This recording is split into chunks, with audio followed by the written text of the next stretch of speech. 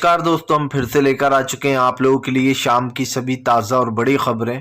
फटाफट अंदाज में एक एक कर कर बताएंगे आपको आज देश और दुनिया से क्या बड़ी खबरें निकल कर सामने आ रही हैं। लेकिन उससे पहले दोस्तों एक नज़र डालेंगे सुर्खियों पर।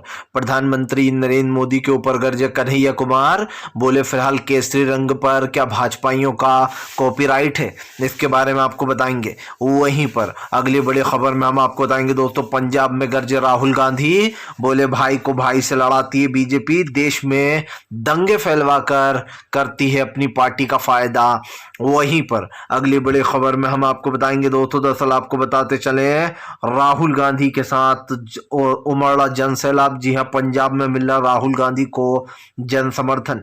वहीं पर अगली बड़ी खबर में हम आपको बताएंगे जयराम रमेश का बीजेपी के ऊपर बड़ा हमला, बोले पीएम मोदी सिर्फ फोटो के लिए 1 घंटे चले, वो भी कार में, इसको पदयात्रा नहीं बोलते, इसके बारे में आपको बताएंगे। वहीं पर अगली बड़ी खबर में हम आपको बताएंगे दोस्तों, प्रियंका गांधी गर्जी, बोले 40% कमीशन नेता ले जाते हैं कर्नाटक में, सरकार बनी तो मुफ्त बिजली, 2,000 रुपए महीना फ्री महिलाओं को। जी हां दोस्तों, बड़ा ऐलान कर दिया कांग्रेस ने, इसके बारे में भी बताएंगे।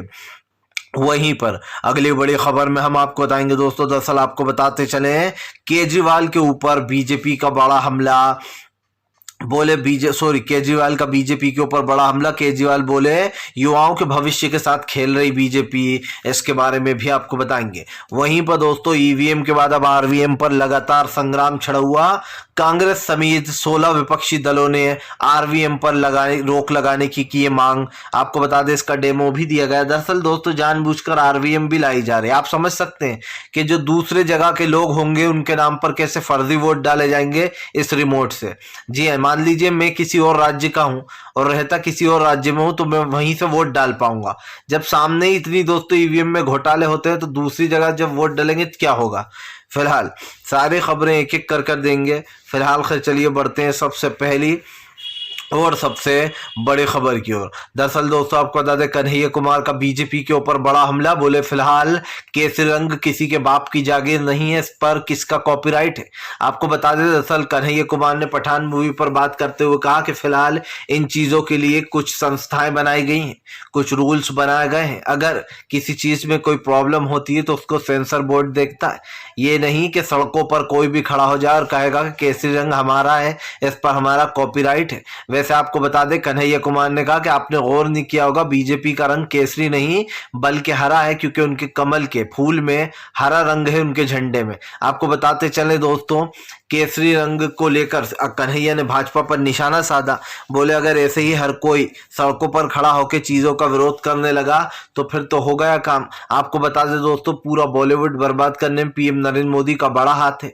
जिस बॉलीवुड ने हमारे देश को एक बड़ी पहचान दिलाई, जिस बॉलीवुड का नाम दोस्तों आप समझिए बड़ी इज्जत से लिया जाता है, हमारे देश में जो फिल्में बनती हैं उससे हमारे देश की पहचान भी है। लेकिन प्रधानमंत्री नरेंद्र मोदी के आने के बाद 2014 के बाद बॉलीवुड धीरे धीरे कर बर्बाद होना शुरू हो गया। आप समझिए ऐसे लोग भर दिए गए हैं सेंसर बोर्ड में भी जो भगवाधारी हैं, जो लोग दोस्तों हिंदुत्व के पर्सपेक्टिव से सोचते हैं, जो लोग फिल्मों को भी दोस्तों फिल्मों की तरह नहीं बल्कि हिंदू मुसलमान की तरह देखते हैं। इससे तो फिल्म इंडस्ट्री बर्बाद होना ही थी। आप देखिए आज फिल्म इंडस्ट्री में अगर कोई मोदी सरकार के बारे में कुछ बोल देता है तो उसके घर पर इनकम टैक्स की रेट पड़ जाती है। सबसे बड़ी बात यह है कि आज कोई स्टार खोलकर बोल भी नहीं सकता। हाँ, जो मोदी सरकार की चापलूसी करते हैं वो तो खुलकर बोल सकते हैं, जैसे अक्षय कुमार हुआ, अमिताभ बच्चन हुए और दूसरे स्टार हुए, अजय देवगन हुआ। ये लोग मोदी सरकार के चाटुकार हैं, तो ये तो तारीफ करते ही करते हैं, इनके ऊपर तो कोई एक्शन नहीं होता। लेकिन दोस्तों जो लोग मोदी सरकार की आलोचना करते हैं, जैसे तापसी पन्नू हुई, अनुराग हुआ दोस्तों, ऐसे कई नाम होंगे जो लोग मोदी सरकार की आलोचना करते हैं और वो हमेशा मोदी सरकार के निशाने पर रहते हैं, चाहे वो जावेद अख्तर हो, फरहान अख्तर हो और शाहरुख खान तो कुछ बोलते नहीं, उसके बाद भी निशाने पर हैं। तो तमाम वो लोग जो बीजेपी के साथ नहीं है, बीजेपी उनको टारगेट करती है। चलिए बढ़ते हैं एक और अगली बिग ब्रेकिंग की तरफ। बता दोस्तों अगली जो बड़ी खबर निकल कर आ रही है, आपको बता दें किसान नेता के टिकट पहुंचे बक्सर। दोस्तों बक्सर के लोगों से मुलाकात करने के बाद बोले यहाँ पर भी अब होगा आंदोलन शुरू। जी हाँ, दरअसल आपको बता दें दोस्तों, बिहार के बक्सर में किसानों के ऊपर लाठीचार्ज की गई, जिसके बाद काफी ज्यादा गुस्से में है वहां के किसान। इसी के साथ साथ आपको बता दें, जो राकेश टिकैत थे उन्होंने कहा कि हमने सरकार से बात भी की कि वो जो निर्दयी सरकार थी वो यहाँ से चली गई है, और उस निर्दयी सरकार को जो है यहाँ पर जाने में बहुत टाइम लगा। राकेश टिकैत ने कहा कि अगर आप भी वही सब कुछ करोगे तो फिर जनता का विश्वास उठ जाएगा। राकेश टिकैत ने बात की, हालांकि टिकैत ने यह भी कहा कि सरकार नहीं मानी तो अब आंदोलन शुरू हो जाएगा। दरअसल दोस्तों आप भी जानते हो कि बीजेपी शासित राज्यों में किसानों के ऊपर किस तरीके का बवाल होता है, बार बार उनके ऊपर लाठियां चार्ज की जाती है, उन्हें मारा जाता है। लेकिन अब ये बीजेपी शासित राज्य नहीं रहा, महागठबंधन की सरकार चल रही है।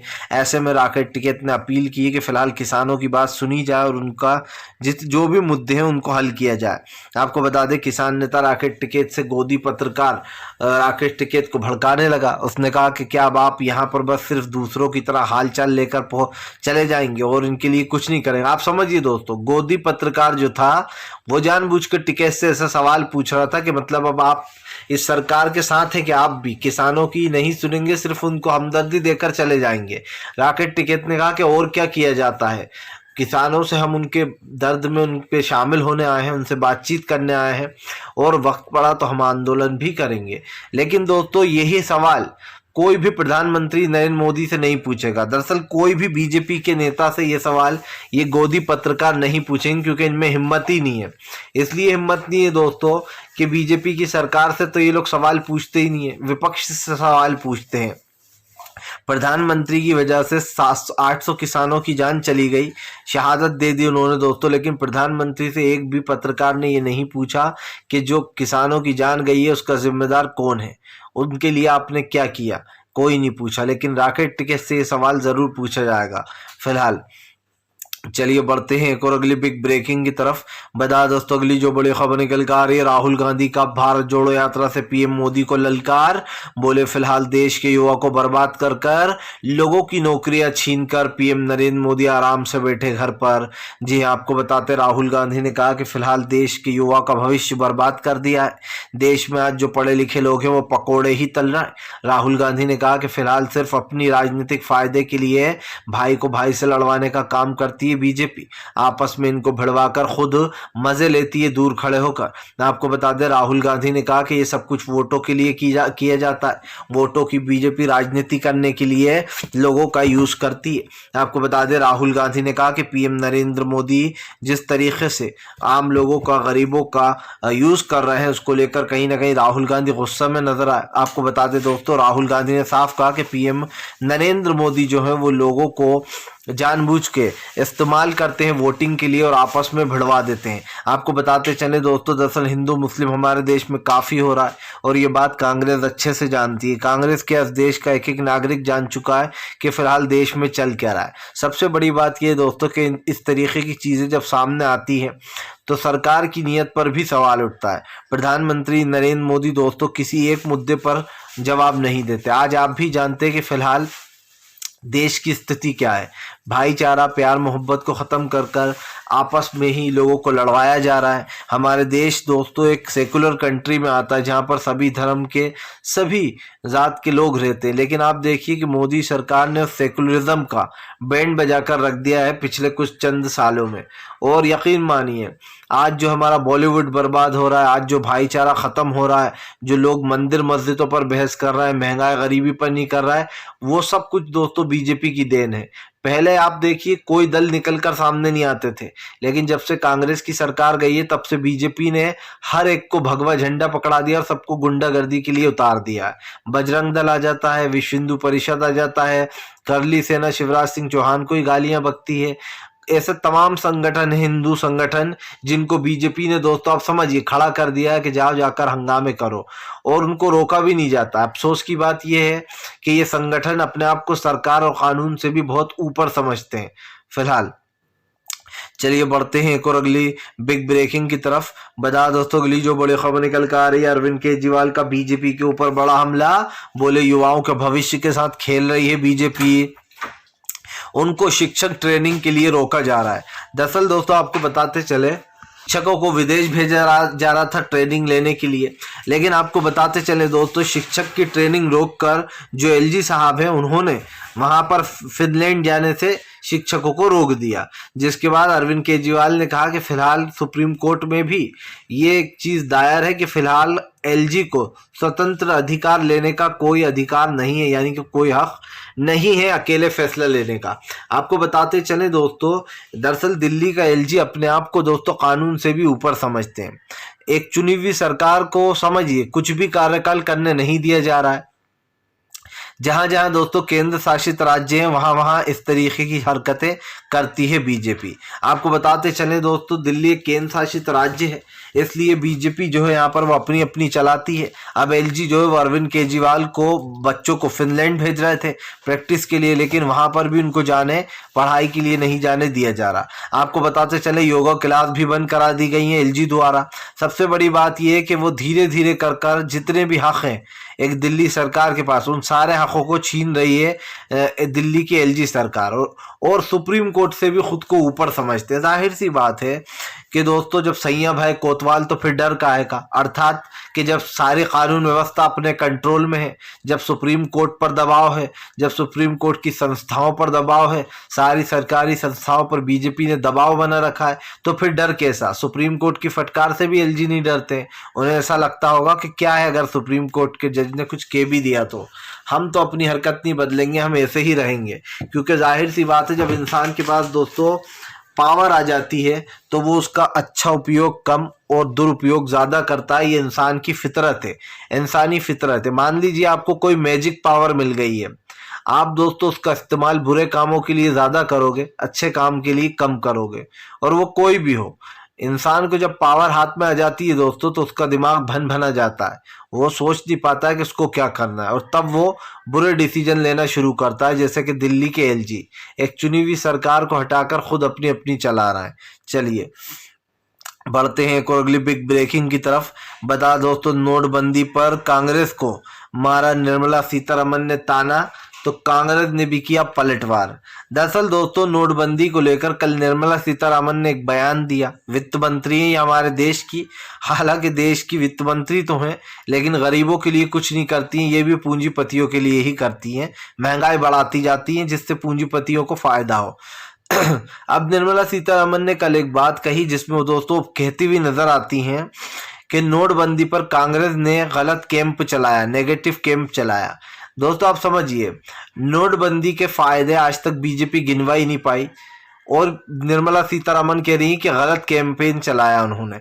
समझ में ही नहीं आता दोस्तों कि फिलहाल नोटबंदी से क्या फायदा हुआ। आपने 500 1000 के नोट बंद करके 2000 के नोट चलाए, आज वो 2000 का नोट मार्केट से गायब है। 2000 के नोट काले धन में तब्दील हो चुके हैं, इसीलिए मार्केट से गायब है। जिसके पास भी वो नोट है उसने काला धन जमा करके रख लिया है। दूसरा मेरा पॉइंट दोस्तों कि जिस वक्त नोटबंदी हुई, जब लोग मर रहे थे एक दूसरे से लड़ रहे थे दोस्तों, आप समझिए नोट बदलने के लिए कोई गरीब था, उसमें किसी ने अपनी बेटी की शादी के लिए जोड़े थे, किसी ने किसी और चीज़ के लिए जोड़े होंगे, बिजनेस के लिए जोड़े होंगे, वो गरीब अपने नोटों को बदलवा नहीं पाया दोस्तों। आप समझिए बैंक ने जो तारीख दी थी वो तारीख ख़त्म हो गई, और जिनके पास जो नोट बच गए उन नोटों का उन्होंने क्या किया, कचरे में फेंक दिया। यानी कि अगर किसी गरीब ने दोस्तों आप समझिए 20,000 जोड़े, 2 लाख जोड़े, 3 लाख जोड़े कि मेरी बेटी की शादी करना है, या फिर मुझे कोई बिजनेस करना है, या मेरा फ्यूचर सिक्योर करना है, उस किसान मजदूर गरीब ने बड़ी मेहनत से ये पैसा जोड़ा, लेकिन अफसोस कि उस नोटबंदी की तारीख ख़त्म कर दी गई और वो नोट पड़े पड़े रद्दी बन गया। उस आदमी की ज़िंदगी भर की मेहनत चली गई, है ना। नोटबंदी का ये नुकसान हुआ, ये फ़ायदा तो नहीं है। नोटबंदी की लाइन में जब बुजुर्ग लगे तो वहीं पर खड़े खड़े मर गए। क्या इसमें भी दोस्तों कुछ फ़ायदा था? नोटबंदी तो हुई 1500 के नोट की, लेकिन 2000 के नोट के उपलक्ष्य में मोदी सरकार ने और काले धन जोड़ने वालों को तोहफा दे दिया कि लो मैं तो उससे भी आगे बढ़ूंगा, 2000 के नोट ही मार्केट से गायब हो गए।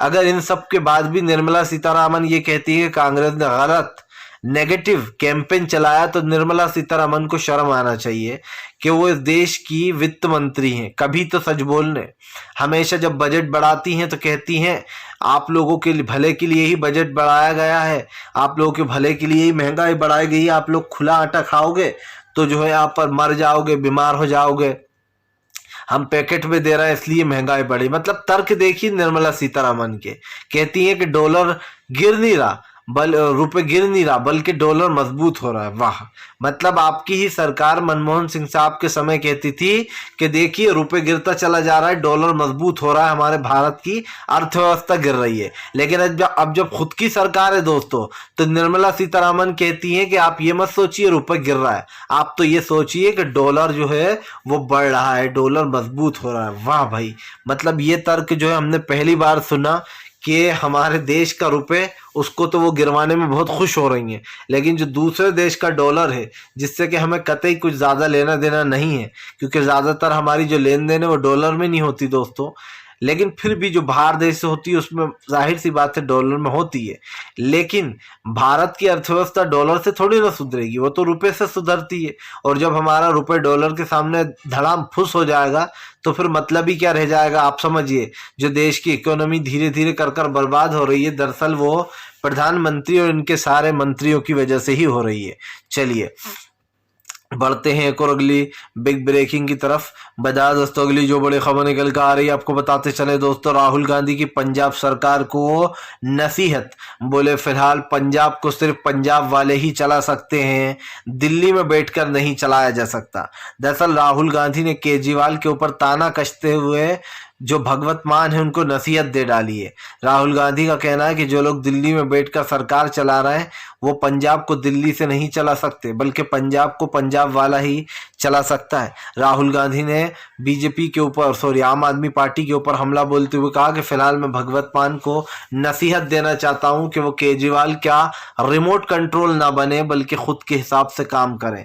दरअसल दोस्तों आम आदमी पार्टी जो है वो हर जगह अपना एक ही तरीके का वो आजमाती है, उनका एक ही जो है यहाँ पर चुनाव लड़ने का या फिर लोगों को लुभाने का एक ही वो है, फ्री बिजली या फिर दोस्तों फ्री की चीज़ें। आप समझिए, मतलब फ्री की राजनीति जो है वो केजरीवाल करते।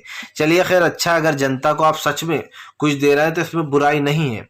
लेकिन दोस्तों केजरीवाल की राजनीति आप देखिए, जब से वो पंजाब में आए हैं तब से क्राइम रेट पंजाब का बहुत ज़्यादा बढ़ गया है। लोग एक दूसरे को गोली मारकर चले जाते हैं और दिल्ली, वहां की पंजाब की पुलिस सोती रह जाती है। जिसके बाद राहुल गांधी ने केजरीवाल को घेर लिया और साफ कहा कि भगवत मान जो है वो एक रिमोट की तरह काम कर रहे हैं, जो केजरीवाल उनसे करने को कहते हैं बस वो वही करते हैं। और यकीन मानिए दोस्तों इस बात में झूठ भी नहीं है कुछ, हमने भी देखा है कि भगवत मान केजरीवाल की बात सुनकर ही वो सब कुछ कर रहे हैं जो वो करते हैं। हालांकि इस चीज़ पर कई बार सवाल भी उठे हैं, लेकिन शायद मुझे नहीं लगता कि बीजेपी और कोई अन्य लोग इस चीज़ का जवाब दे पाएंगे, क्योंकि भारतीय जनता पार्टी दोस्तों अब पूरी तरीके से फेल हो चुकी है। और आप भी जानते हैं कि अब बीजेपी की असलियत लोगों के सामने आ चुकी है और 2024 में लोग बता देंगे कि बीजेपी दोस्तों पूरी तरीके से फेल। चलिए बढ़ते हैं एक और अगली बिग ब्रेकिंग की तरफ। बता दोस्तों अगली जो बड़ी खबर निकल कर आ रही है, आपको बता दें जयराम रमेश का बीजेपी के ऊपर बड़ा हमला। बोले प्रधानमंत्री नरेंद्र मोदी ने पदयात्रा नहीं बल्कि फोटो यात्रा की है। दरअसल दोस्तों ये कहा गया कि देखिए प्रधानमंत्री नरेंद्र मोदी भी पदयात्रा कर रहा है, लेकिन जब दोस्तों इसकी सच्चाई पता की गई और जब इसकी सच्चाई पता चली दोस्तों, तो आपको बता दें हमें पता लगा कि दरअसल दोस्तों ये तो मजाक चल रहा है। क्योंकि जाहिर सी बात है जिस चीज़ के बारे में बीजेपी बड़ी बड़ी बातें कर रही थी दोस्तों कि मोदी जी पैदल चलेंगे, उनकी भी पदयात्रा है, दरअसल दोस्तों वो पदयात्रा नहीं, पीएम नरेंद्र मोदी गाड़ी में खड़े होकर चल रहे थे। तब आप समझ सकते हैं दोस्तों कि गाड़ी में चलने से इसका क्या लेना देना है। पीएम नरेंद्र मोदी ने जो भी चीज़ें कही उसका व्यक्तिगत जीवन से कोई लेना देना नहीं है, क्योंकि दोस्तों असलियत जो है वो सबके सामने आ चुकी है कि फिलहाल भारतीय जनता पार्टी क्या कर रही थी। क्योंकि दोस्तों हमने भी देख लिया कि अभी प्रधानमंत्री ने जिस चीज़ को बढ़ावा दिया है खास कर वो चीज़ किसी मतलब की नहीं है। और ये आप भी जानते कि पीएम नरेंद्र मोदी ने पैदल यात्रा क्यों की है, वो तो सिर्फ और सिर्फ अपने लिए यात्रा कर रहे थे। फिलहाल दोस्तों वीडियो अच्छा लगे तो कृपया इसको लाइक कीजिएगा, चैनल पर पहली बार आए सब्सक्राइब कीजिएगा ताकि आपको ऐसे वीडियोस मिलते रहे।